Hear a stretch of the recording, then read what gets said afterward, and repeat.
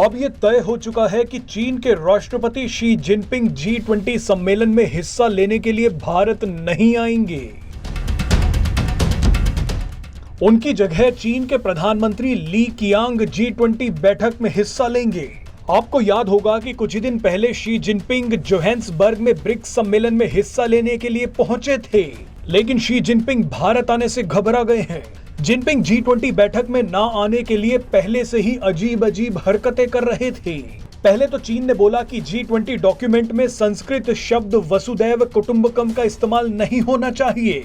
उसके बाद चीन ने एक विवादित नक्शा जारी कर दिया और अब आखिरकार जिनपिंग ने भारत आने से मना भी कर दिया।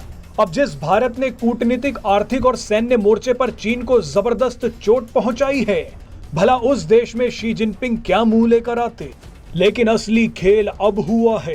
एक तरफ शी जिनपिंग ने भारत आने से मना कर दिया, तो दूसरी तरफ प्रधानमंत्री नरेंद्र मोदी ने G20 बैठक से ठीक पहले एक बड़ा धमाका कर दिया है।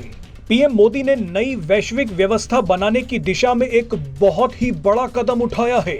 पीएम मोदी ने G20 में अफ्रीकन यूनियन के 54 देशों को भी शामिल करने का प्रस्ताव रख दिया है। मजे की बात देखिए कि भारत ने G20 शिखर सम्मेलन के लिए अफ्रीकन यूनियन को अतिथि के रूप में आमंत्रित भी कर लिया है। यूके, फ्रांस और जर्मनी जैसे देशों ने भारत के इस प्रस्ताव का दिल खोलकर समर्थन किया है। लेकिन आप ये सोच रहे होंगे कि भारत को इस कदम से क्या फायदा मिलेगा, तो चलिए अब आपको भारत की रणनीति समझाते हैं।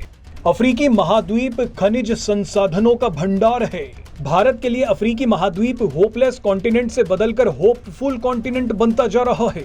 अफ्रीकी महाद्वीप में कई ऐसे देश हैं जो रणनीतिक रूप से भारत को हिंद महासागर में एक ताकतवर देश बना सकते हैं, लेकिन फिलहाल अफ्रीकी महाद्वीप में चीन का दबदबा है। अफ्रीका के 54 देशों में से करीब 42 के साथ चीन ने बेल्ट एंड रोड परियोजना की डील कर रखी है, लेकिन अब कर्ज का जाल कहे जाने वाली डील से अफ्रीका के ये देश बाहर निकलना चाहते हैं। ऐसे में मौके का फायदा उठाते हुए भारत ने अफ्रीकी महाद्वीप में कदम रख दिया है।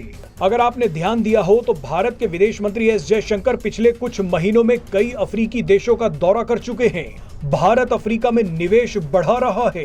अब इसी कड़ी में प्रधानमंत्री नरेंद्र मोदी अफ्रीकन यूनियन को एक बड़ा सम्मान दिलवाने के लिए G20 में शामिल करवाना चाहते हैं।